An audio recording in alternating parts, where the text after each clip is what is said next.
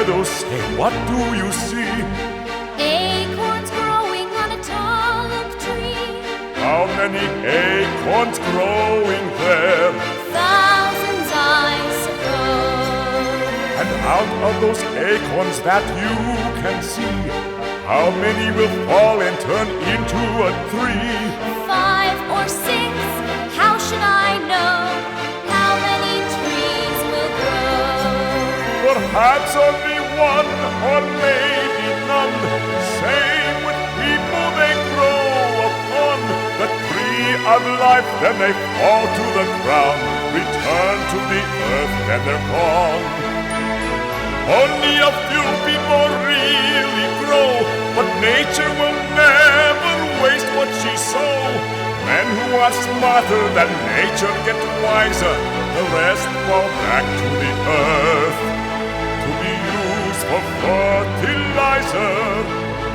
This is his teaching, this is it. Sounds to me like he's saying we're nothing but. Sit for a while and listen to me.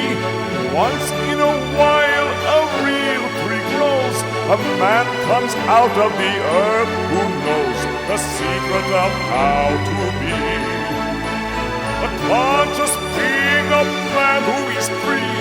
The underlying reality of life for him is a unity. He is one with the universe. Such a man I can teach you to be, that the birds of the air will come and rest in the branches of your tree. I want you to teach me, let's begin now.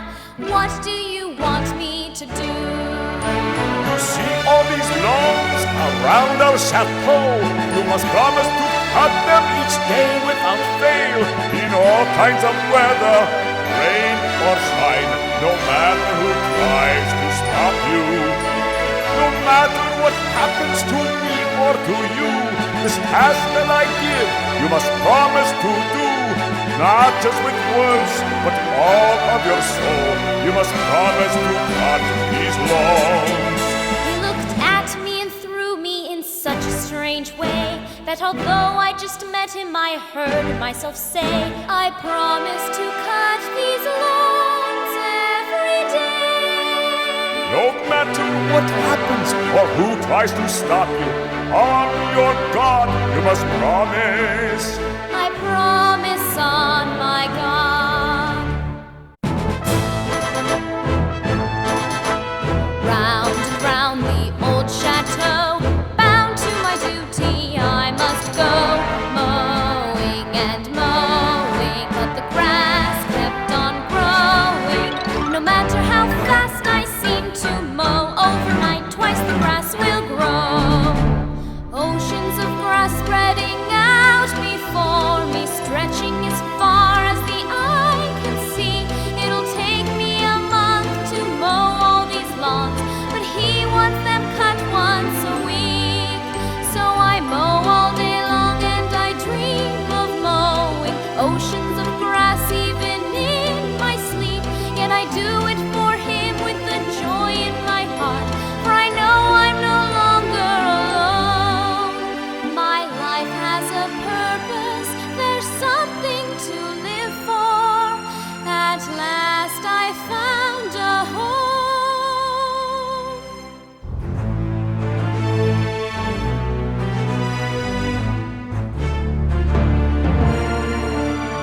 Then one morning after several days of mowing, came word of a terrible car crash.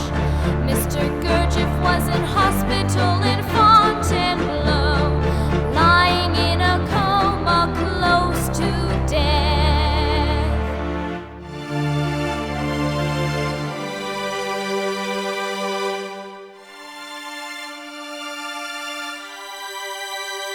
It was then that I remembered when he made me promise.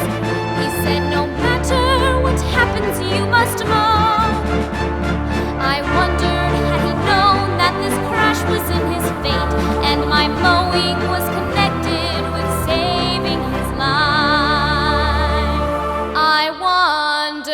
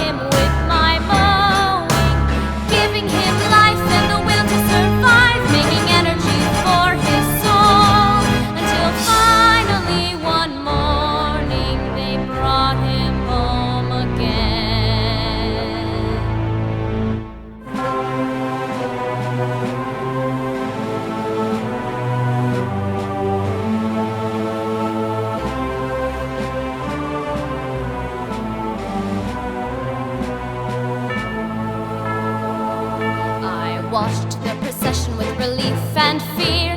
He was very ill, but my orders were clear. You promised on your God you would always hold. I thought if I can mow faster than the grass can grow, that'd be a miracle, and the miracle is what he needs to survive. Fritz! Are you mad? Mr. Gurdjieff's on the brink of death!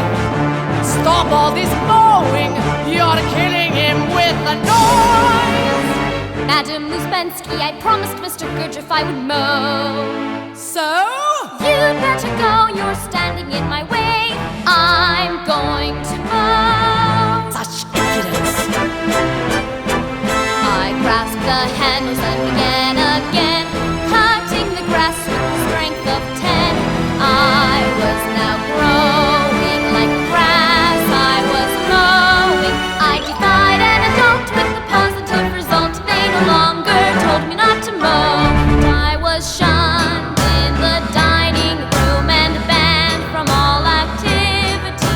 No one would speak to me, not even my lawns. As the summer days dragged into fall, I gritted my teeth, knowing I could save him with my faith and belief. And then deep inside myself I felt something stirring, because I'd done my duty and fulfilled my promised role. I began to feel the presence of my own sacred soul.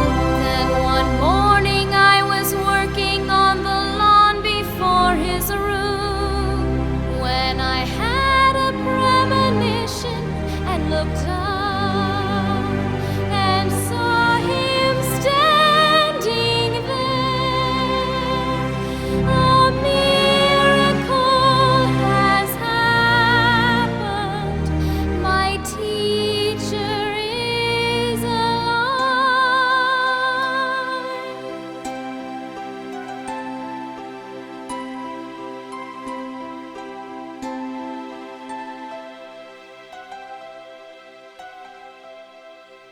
When he raised his hand and smiled, I felt a flood of relief from the pain that I'd suppressed to work on through my grief.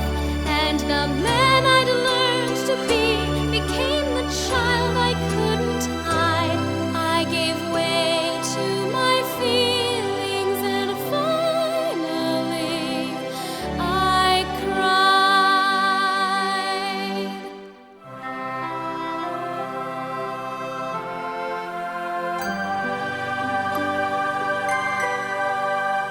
When the heart of the child that lives inside us all is the light that shines your way.